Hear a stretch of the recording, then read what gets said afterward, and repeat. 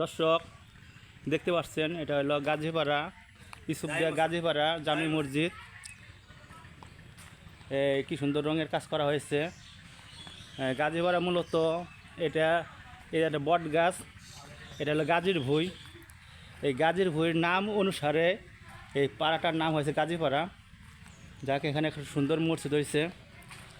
মসজিদের যে বাথরুম ওজোখানা আপনারা দেখতে পাচ্ছেন, আকর্ষণীয় মসজিদ।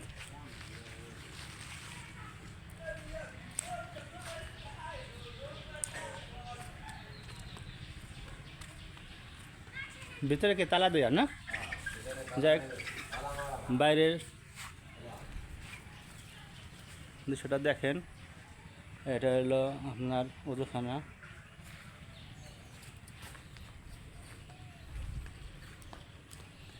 দূরের মসজিদটা কত সুন্দর, রঙগুলা এই ভালো হয়েছে।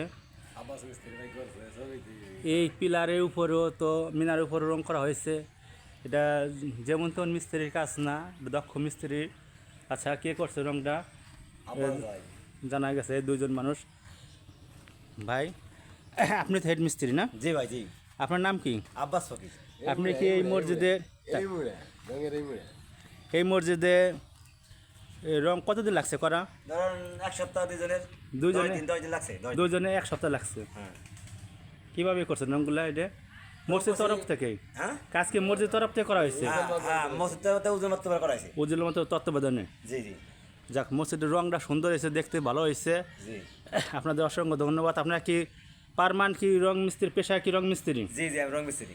তাইলে আপনার অন্য কাজও করতে পারবেন। সব পারি, রং বলতে সব পারি। দর্শক, এল আব্বাস ভাই এই পেশায় রং মিস্ত্রি। আপনারা গ্রাম ইসুফদিয়া বাওয়ালি ইউনিয়ন সালতা ফরিদপুর, আপনার আশেপাশে গ্রামের কেউ যদি রঙের কাজ দরকার হয়, এই স্ক্রিনে দেওয়া নাম্বার সাথে আপনারা যোগাযোগ করবেন। অবশ্যই আপনাদের কাজ সুন্দরভাবে, এরকম দেখেন কত সুন্দর করে রং করা হয়েছে, এরকমই আপনাদের কাজ করে দেওয়া হবে।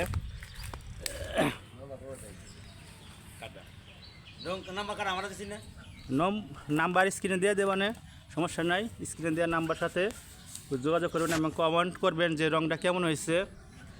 এটা হলো গাজীপাড়া ইসুফদিয়া গাজীপাড়া জামে মসজিদ। গাজীপাড়া পরিচিত আপনাদেরকে জানাইলাম কিভাবে এর নামটা হলো গাজীপাড়া।